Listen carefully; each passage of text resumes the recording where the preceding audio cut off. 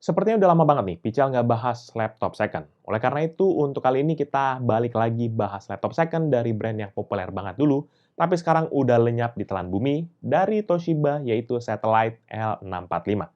Dengan harga 2 juta untuk second-nya, apakah ini menjadi layak beli? Kita akan coba lihat sama-sama. Seperti apa detailnya? Let's check it out!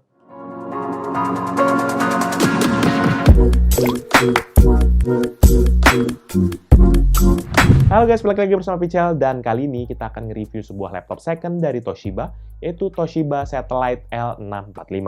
Detail spesifikasi laptop ini adalah sebagai berikut.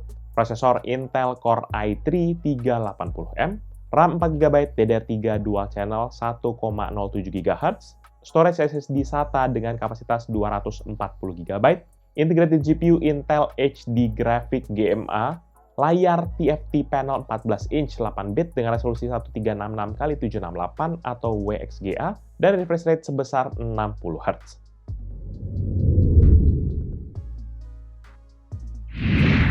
Secara desain, laptop ini sendiri hadir dengan desain bodi yang bongsor dengan warna coklat di sekujur bodi laptop ini.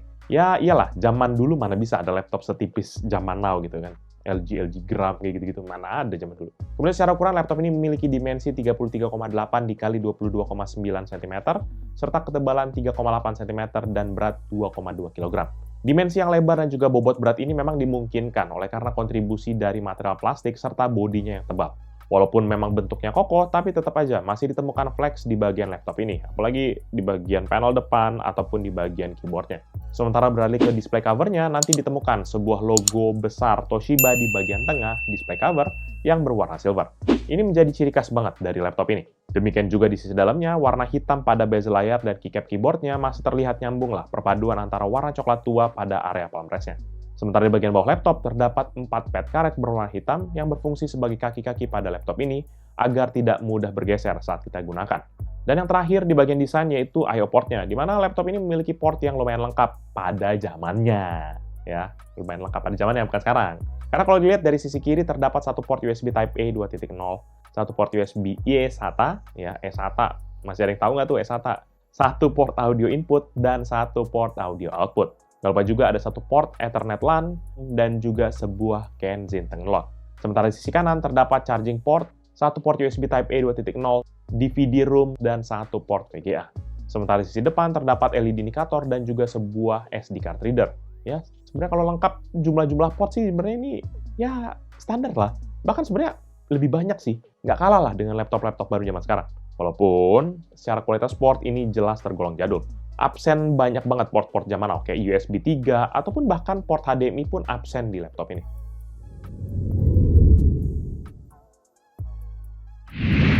Beralih ke bagian layar, laptop ini sendiri menggunakan layar TFT panel dengan ukuran 14 inch yang memiliki aspek rasio 16:9, resolusi 1366x768 atau WXGA, refresh rate 60 Hz, serta response time sebesar 5,5 ms.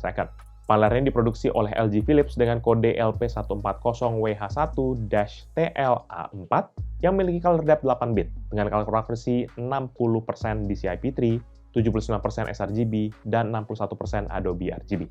Untuk tingkat kecerahan maksimumnya pun panel ini mampu menghasilkan hingga 220 nits dan kontras rasio 400:1.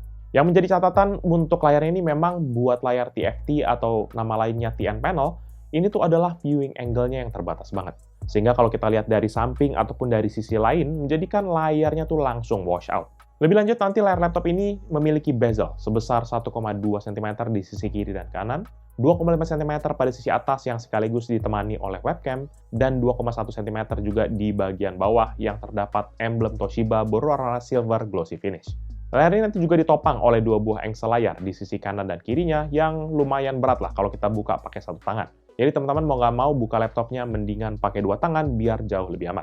Dan saat terbuka nanti layar laptop ini bisa membuka hingga 130 derajat saja.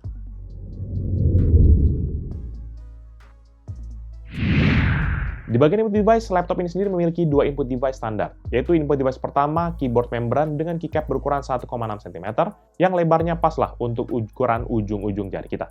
Sayangnya, keyboard laptop ini tidak dilengkapi dengan backlight, jadi jika teman-teman menggunakan laptop ini dalam keadaan minim cahaya, pasti akan kesulitan banget menggunakan keyboard dari laptop ini. Sehingga, kayaknya lebih baik kalau pakai laptop ini jangan di tempat yang gelap-gelap gulita gitu ya. Untuk segi pemakaian keyboardnya pun ini walaupun feedbacknya terasa lumayan empuk, namun terasa juga tactile-nya. Dimana suara-suara ketukan dari keyboardnya ini masih terdengar berisik saat kita gunakan. Buat yang penasaran, berikut ini deh contoh suara feedback dari keyboard laptop ini.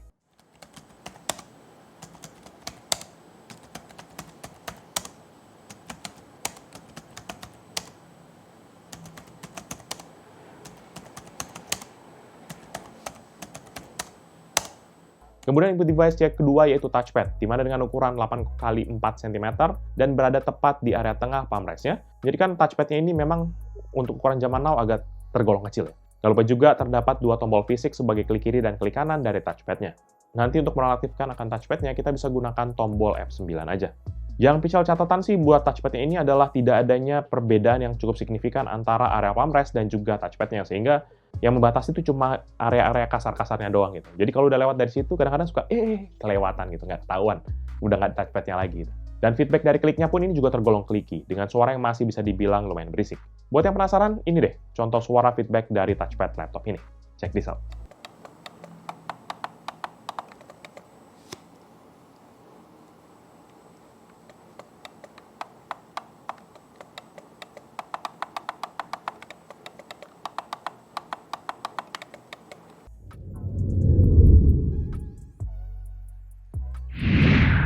Di bagian performa, laptop ini sendiri dilengkapi dengan prosesor Intel Core i3 380M yang memiliki fabrikasi 32 nanometer dengan konfigurasi 4 inti, yaitu 2 inti fisik dan 2 inti virtual, serta TDP sebesar 25 watt. Prosesornya juga memiliki base frekuensi yaitu 2,5 GHz. Di prosesornya pun juga ini masih prosesor Intel Core generasi pertama ya teman-teman, maka kodenya tuh bahkan nggak ada angka satunya di depannya. Memang gapnya udah jauh banget. Sekarang kan 2023 tuh generasi ke-13, jadi selisihnya 12 generasi ini. Sementara untuk konfigurasi RAM-nya sendiri, laptop ini memiliki RAM sebesar 4 GB LPDDR3 dual channel dengan frekuensi 1 GHz, serta untuk operating systemnya, laptop ini menggunakan Windows 10 dengan build number 19045.2728. Walaupun ini laptop second, tapi tetap dong, kita harus uji performa laptop ini. Dan di sini kita akan menjalankan beberapa benchmark untuk menguji kemampuan dari laptop ini.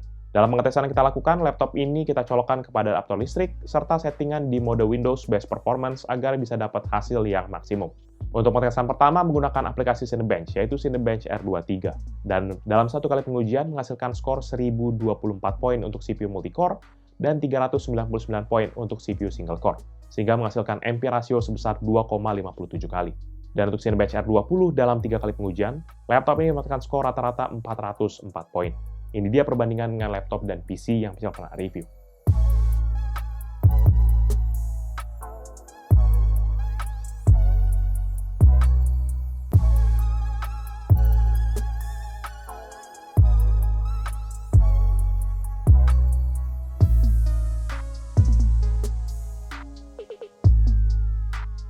Untuk rendering test BMW di aplikasi Blender, sayangnya laptop ini nggak bisa menjalankan aplikasi Blender, karena dibilang integrated GPU-nya nggak support akan aplikasi Blender. Berikutnya, kita lanjut tes rendering, Pichal jalankan Adobe Premiere menggunakan Pichal Premiere Benchmark. Dan laptop ini berhasil merender project 15 klip 4K dengan format H264 dan juga preset quality 4K dalam waktu 1 jam 30 menit dan 28 detik. Ini dia perbandingan dengan laptop dan PC yang Pichal pernah review.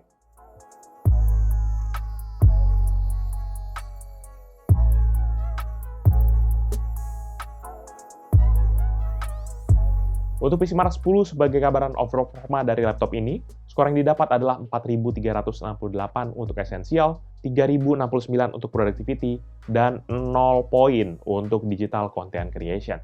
Secara rata-rata, laptop ini mendapatkan skor 2.214. Ini dia perbandingan dengan laptop dan PC yang Pichal pernah review.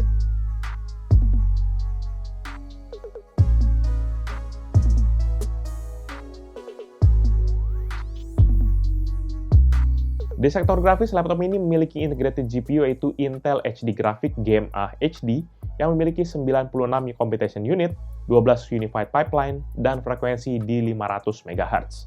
Oleh karena itu, kita lanjut tes beberapa game. Dan pada pengetesan ini, Pichal memilih menggunakan resolusi layar HD, ya kita turunkan sedikit, atau 1280x720 pixel, dengan aspek rasio yang tetap di 16:9. Dan nggak ketinggalan juga, kita adjust gamenya nggak kita pakai yang biasa ya. Nggak kebayang Pichal mau ngejalanin Need for Speed Heat ya di laptop ini. Jadi kita gunakan game-game yang memang game-game jadul, Dan juga kita setting juga beragam akan grafiknya untuk mendapatkan average frame rate yang ya minimal 60 fps lah. Nggak lupa juga laptopnya kita colokkan kepada aktor listrik.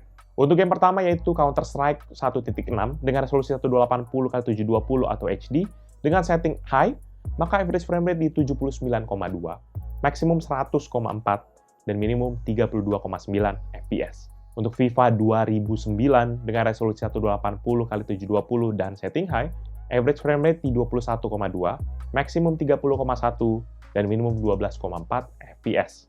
Untuk Minecraft dengan setting video mode fancy dan juga resolusi 1080x720, average frame rate di 3,5, maksimum 34,4, dan minimum 1,6 fps.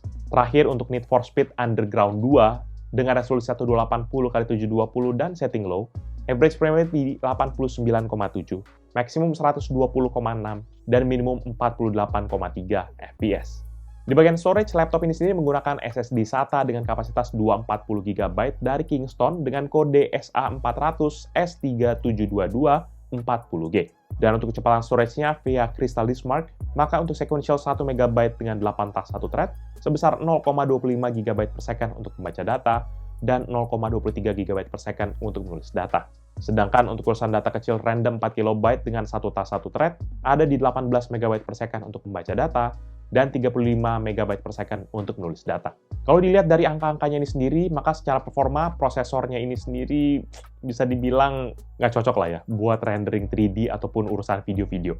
Karena memang laptop ini lebih cocok buat komputasi yang ringan.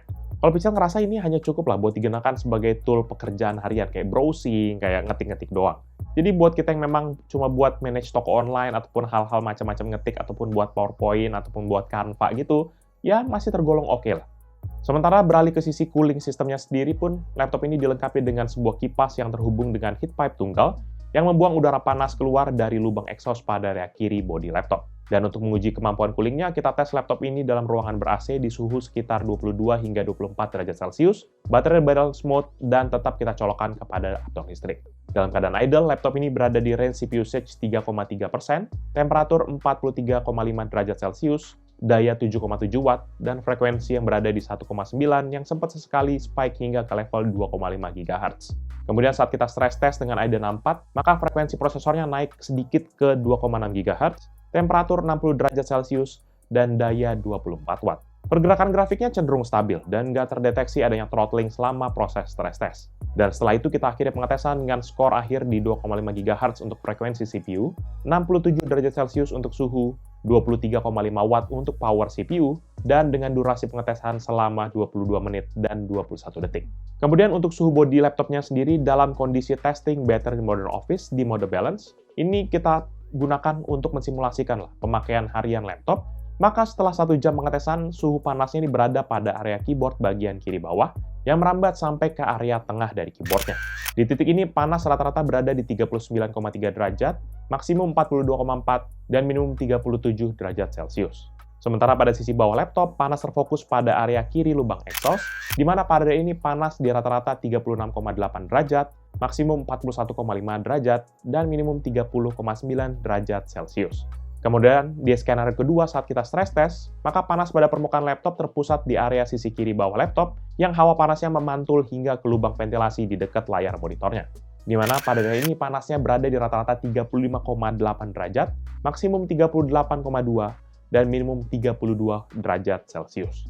Sementara pada sisi bawah laptop, panasnya terfokus pada area tengah dari laptop, di mana pada titik ini memiliki panas rata-rata 42,3 derajat, maksimum 55,7, dan minimum 29,7 derajat Celcius. Suhu panas yang terdeteksi pada bodi laptop ini memang masih aman lah ya. Ini mungkin karena kita setting laptop ini di mode balance. Selain itu juga karena bodi ini tuh cepat banget menyerap panas, namun cepat juga membuang ke udara bebas. Mungkin kalau Pichel set laptop ini di performance mode, suhunya mungkin bisa sedikit jauh lebih tinggi lah dari yang sudah teman-teman lihat tadi.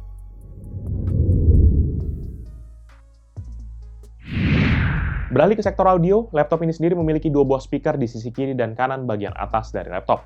Suaranya sih tergolong masih oke, buat dengerin lagu ataupun nonton YouTube begitu. Enaknya juga karena ini speaker yang menghadap ke atas, sehingga suaranya tuh lebih berasa gitu ke kitanya. Dan saat kita uji laptop ini di volume maksimum, maka speakernya dapat menghasilkan suara rata-rata 84,6 desibel, dengan maksimum hingga 91,3 desibel.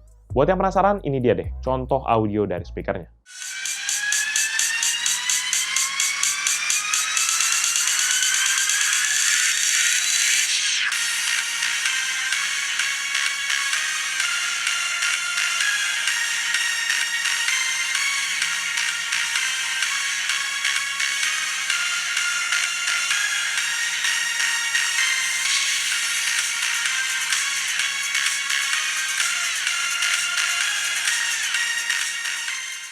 Sementara di bagian webcam, laptop ini sudah dilengkapi dengan webcam 0,3 megapiksel yang dapat merekam video standar definition 480p 30 fps atau foto sebesar 640 x 480 piksel.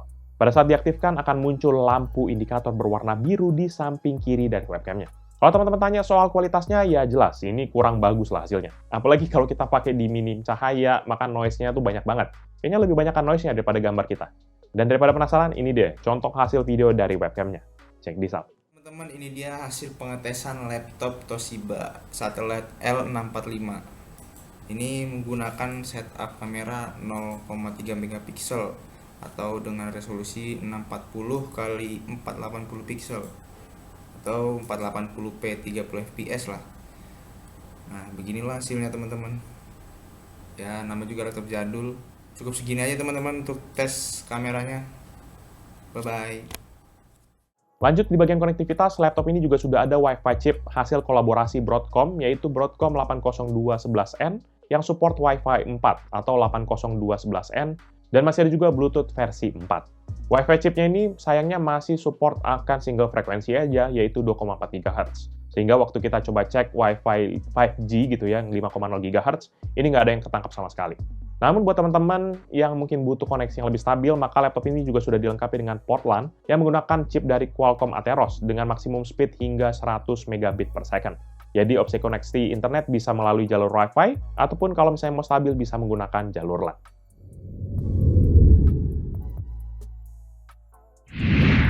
Di bagian baterai, laptop ini sendiri memiliki baterai lithium ion dengan kode PA3817U-1BRS dengan kapasitas hingga 48.000 mWh. Sayangnya baterai laptop Toshiba ini sendiri tuh kita review tuh nggak bisa kita lakukan pengujian sama sekali. Hal ini dikarenakan karena baterai pada laptop ini sudah bocor alias soak lah ya biasanya ya. Bocor, nggak tahu dari mana bocor. Tapi tenang aja, kalau misalnya kita mau ganti baterainya, ini karena baterainya masih versinya kita bisa cabut gitu ya, maka ini kita bisa ganti. Dan nggak usah khawatir karena harganya pun juga relatif murah. Hanya sekitar 170 ribuan aja di online shop gitu. Masih terjangkau lah. Jadi, mau nggak mau kita harus skip bagian ini, guys.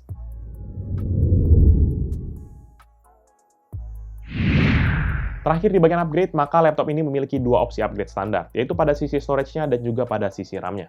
Pertama, pada bagian internalnya, tersedia satu slot storage SATA 2,5 inci, yang saat ini sudah terisi akan drive SSD SATA dengan kapasitas 256 GB. Jadi opsi upgrade yang ada hanya mengganti drive yang ada dengan kapasitas SSD yang kapasitasnya lebih tinggi. Tapi kalau teman-teman masih butuh storage tambahan, kita masih bisa juga sebenarnya pakai slot DVD room-nya. Jadi kita bisa beli kayak di HDD gitu buat ganti fisik DVD room-nya, dan bisa kita isi dengan drive SSD ataupun hard disk SATA 2,5 inci. Sementara di bagian memori terdapat dua slot SODIMM DDR3 yang saat ini terisi modul RAM dengan kapasitas masing-masing 2 GB dengan total memori 4 GB. Jadi opsi upgrade yang ditawarkan, kita bisa mengganti dua modul RAM tersebut dengan kapasitas yang lebih tinggi. Contohnya 4/4 biar jadi 8 GB. Selebihnya sih nggak ada lagi opsi upgrade untuk laptop ini.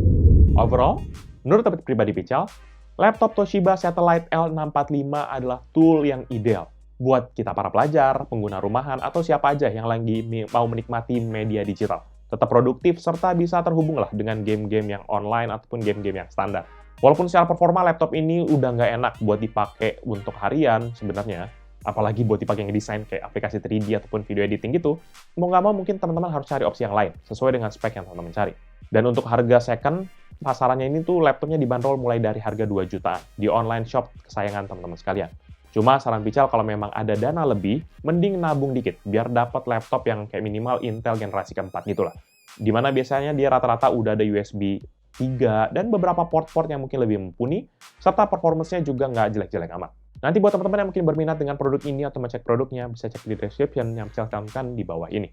Jangan lupa juga untuk like dan share video ini, plus kunjungi sosial media dari Pical Techno dan Pical Media Group, seperti Facebook, Twitter, Instagram, TikTok, Hello, dan website kita, yaitu picalmediagroup.com. Dan teman-teman bisa juga kunjungi YouTube channel kita yang bahas soal game, yaitu Pichel Main Game, ataupun channel satu lagi yang meliput cerita dari Bang Andre Pichel, yaitu PMG Fans. Jadi itu dia video dari Pichel kali ini. Thank you guys for watching. Until the next video. Bye-bye. Tapi nggak tahu nih, teman-teman pada suka nggak sih kita bahas laptop second gini? Masih ada lagi kan kita? Bungkus lagi.